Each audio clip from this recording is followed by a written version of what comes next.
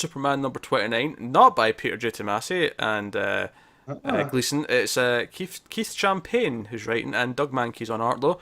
And this is a story, I kind of like this issue, actually. I wasn't sure what to expect, because I seen it was a different writer, and I'm like, oh, I don't know. Admittedly, Tomasi's last couple of issues I wasn't so hot on, but this was a good little horror tale of kids going missing, and we have Superman like concerned, and he's like flying through the skies, and he comes down, and there's a great scene where he's like with all these parents of all the kids who have went missing, and he's promising that he's going to help, that he's going to try and do his best to find them.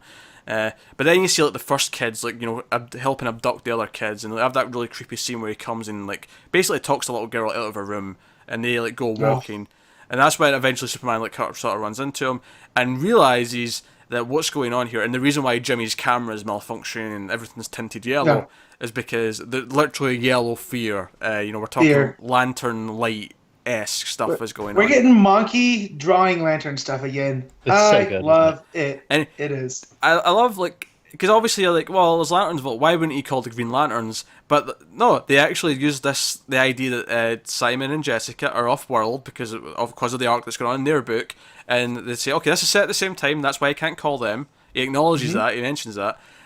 So yeah, he has to look for himself. He ends up going to this like abandoned school, and the kids are all there, all kind of alien-esque style, and like a sort of yellow light web in the walls. Yeah. And just I was getting the Thing vibes from it a little. A little bit, yeah. Yeah. Especially since the Parallax like kind of invades people.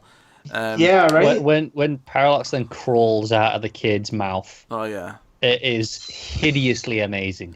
Yep. Actually, it's what Monkey was great at during the Green Lantern Corps run. I think one of my favourite things in that whole scene is when it's trying to get into Superman, and Superman like pulls it out of his own mouth. I like that panel. That was a good panel. I fist bumped. So that's cool.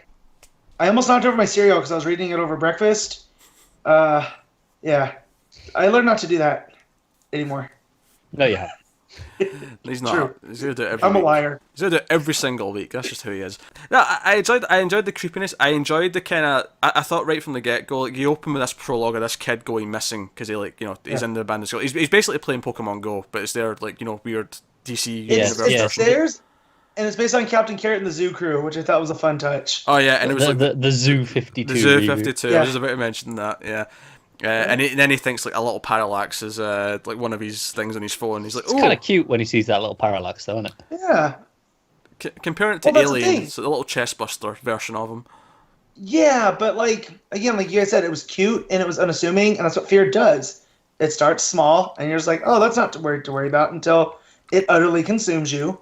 Yeah, and then you see it crawl out of the same kid at the end, and it's just this big monstrous thing now. Yeah, I think that set up the tone, and then when it cut to Superman and he's flying and it's the night sky, it's raining. There's that great bit as well. The cloud says fear, like in the light. Did you see it in the building too on the title page? Oh yeah, I did. Yeah.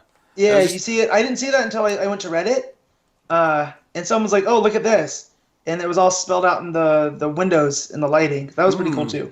Yeah, like it's subversive the entire time. And I love the atmosphere because it goes from the really creepy of the kid being like abducted or captured by the Parallax, and then it cuts to this really. It's like you really feel like nighttime in the city. Everyone's worried about the kids going away. It really feels like an epidemic's happening, and it has this mood to it. And I'm like, I really like this because it's sometimes hitting Superman with a dark story is kind of fun because it's like like putting him in a situation where he has to deal with something really horrific is actually kind of cool. Yeah. Yeah.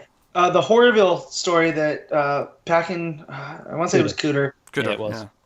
That is one of my favorite Superman stories of the last 5 years. And, at that time I was not a lot of competition for a good portion of that, admittedly, but yeah. Yeah, exactly. But like I was going through a lot of anxiety issues at that time, and just the whole Superman, I refused to be scared, and I refused to give in. It hit me at the right time. And here, not that it's happening again, but it hit at the right time, and it just really resonated with me. Yeah, especially as Superman, just his whole point to the parents is about the fear, about you got to have a little bit of light, and that's what courage is. And they feel hopeless as well. The parents almost feel like they've lost kind of hope that their kids are coming back, and it adds to that kind of tone of it. Obviously, the art's very good. My only complaint would be there's one or two panels where Superman's neck is like a tree trunk. Yeah. There's a couple where there's that, and there's a couple where his lips are a bit funny. Yeah. Early on, I think, especially his lips. There's one panel in particular where he's sort of looking up the way, and his neck just looks really big, bulky, and veiny. And I'm like, man, that looks... Yeah, it's just before the end, isn't it? Yeah. So I mean, a couple of nitpicks in that way, but ultimately, I love the use, again, I love the atmosphere, all the dark, nighttime kind of lighting. And obviously, it's very yellow at the end. And obviously, where the book ends up is that Superman's fighting away Parallax, but then Parallax is like basically going to take the kids. So Superman offers to be taken by Parallax to save the kids. So, very heroic, all that. But once he does, and he turns into, Sinestro Superman, or Super Parallax as the Superlax. Superlax. That sounds terrible. As the book sounds like something you take when you're not feeling good. Yeah. But of course, he's like, I'm invincible. Nothing can hurt me in this body.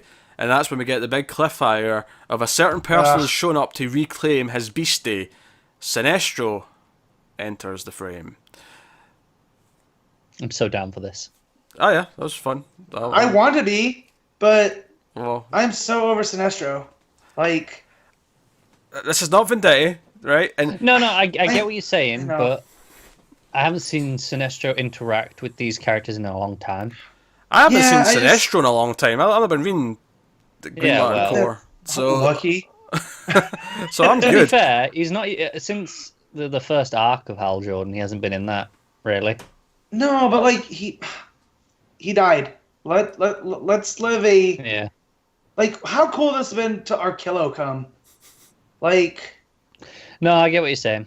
Yeah, like it could have been anyone else, and not it didn't ruin the issue for me, but I was just like, dude was just dead like 2 weeks ago, and we got the resurrection page, and now he's coming to take off Super Parallax, and I'm sure it'll be great because I just read too. I was looking up Keith Champagne.